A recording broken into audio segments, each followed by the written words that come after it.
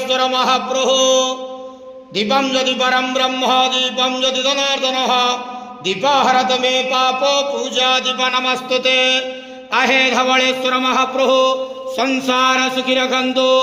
आज शुभ शनिवार चैत्र पूर्णिमा समस्त श्रद्धालु भक्त मानक आशीर्वाद करंतु। समस्त श्रद्धालु भक्त मानकर मनस्कामना पूर्ण करंतु। कर्म क्षेत्रोन्नति करंतु। ग्रहरिष्ट खंडन करंतु। जगतर मंगल करंतु। विश्वर कल्याण करंतु। आपणकर नाम विख्यात करंतु। सेवकर डाक श्रवण करंतु। समस्त गुआवसा भक्त मानकर मनस्कामना पूर्ण करंतु। महाप्रभु धवलेश्वराय नमो नमः।